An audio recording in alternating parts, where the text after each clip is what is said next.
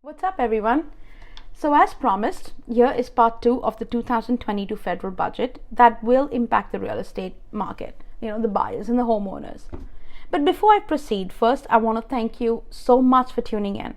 And if you are new, welcome to my channel, where we try to cover topics that are of interest to you on real estate and mortgages. So please make sure to share, to like, and to tap that bell icon so you get notified anytime I share an informative video. And of course, if you find the information provided is of value, then all I ask is to hit the subscription button to get me motivated to keep you up to date with everything real estate.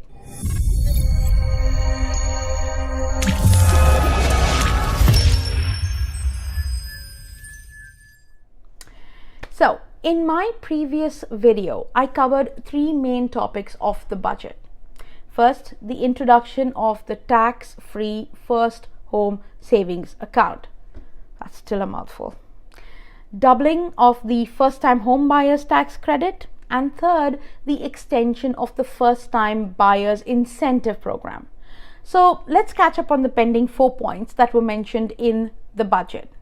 They are significant, but it doesn't apply to everybody, and you decide. Point number 4.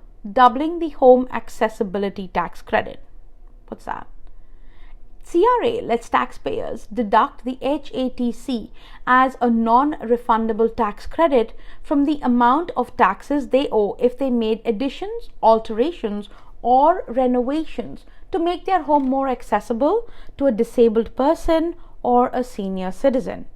Individuals can receive 15% in tax relief on or up to $20,000 in eligible renovations, unlike the previous amount of $10,000, for a tax deduction that can amount to $3,000. Generally, eligible expenses are for updates that assist seniors or those entitled to the disability tax credit to make their homes more accessible. If you fall in this category, please speak to an accountant for more and clear details. Point number 5. Introduction of the multi-generational home renovation credit, tax credit. I got exhausted just saying that. This got introduced to help families create a multi-generational home. In simple terms, the government is trying to encourage different generations of a family to live together. Starting in 2023, this refundable credit would allow families to claim 15% of up to $50,000 to a maximum of $7,500 for eligible renovations and construction costs incurred to construct a secondary suite, like an in-law suite. It's to help make communities more livable while bringing families closer together to be able to take care of one another. That's the whole idea of this plan. Point number 6, support of the rent-to-own projects. Now, how the government is planning on supporting this project, even I'm very curious to find out. They say it's to help make it easy for renters to get on a path of home ownership while they're renting. But I have seen these deals and have seen how these kind of deals go south so bad that I'm extremely skeptical about this rent-to-own program. But we will just have to wait and see what the government has to offer. They have not yet given us any details on this and how they plan on intervening between what already exists, but it will be interesting to see what they do. And you know me, as soon as I know, I'm going to tell you. Point number 7. It's the modification of the principal residence exemption, the PRE. This is an important one. The principal residence exemption is an income tax benefit that generally provides you an exemption from tax on capital gains. Realize when you sell your property home, that is your principal home. So basically, you don't pay capital gains on your principal home. Generally, the exemption applies for each year the property is designated as your principal residence. If CRA has determined that the taxpayer is buying a home for the purpose of reselling it in a short time later, and you claim that as your principal home, then CRA can deny you the they can deny the taxpayer the PRE and potentially tax them on any profits as 100% taxable business income versus a more palatable 50% taxable capital gains. Now, the modification or the new tax rules for property flipping is aimed at individuals who sell their principal home within 12 months of purchase. According to the budget, the measures would apply to residential property sold on or after the 1st of Jan of 2023, but we are yet to get a clear picture on how this pans out. The two things that were surprisingly left out of this budget, and that was so strongly rumored and people were constantly talking about it, was the introduction of a 30-year amortization for the Canadian Mortgage and Housing Corporation, CMHC. They basically were supposed to introduce a 30-year amortization for the first-time home buyers and the reduction of the mortgage insurance fees.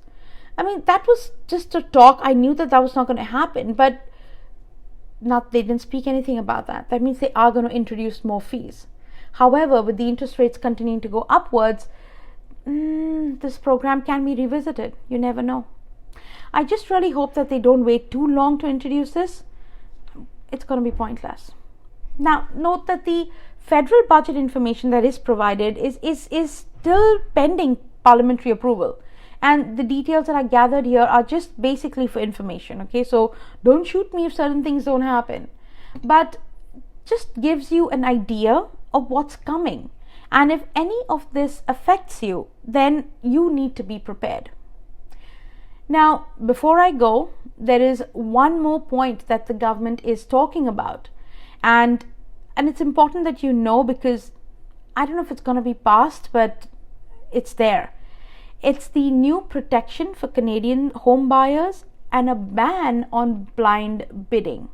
This is the only, let's say, this is in the works by the federal government. Okay, it's not really, again, not introduced yet.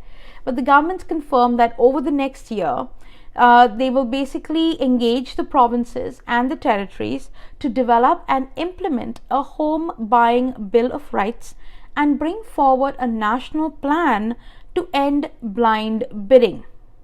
Interesting, right? Unfair practices like blind bidding or asking buyers to waive their rights to a home inspection or mortgage clauses makes the process of buying a home very stressful, especially for the first-time home buyers. So to help level the playing field, the government will take steps to make the process of buying a home even more transparent and fair. That's what they're claiming that they will do.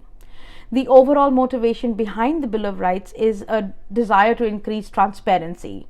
The bill, once finalized, could also include ensuring a legal right to a home inspection and ensuring transparency on the history of the sale price, on title searches, all of that stuff. Now, we do have access to most of it, but it's going to make it even better.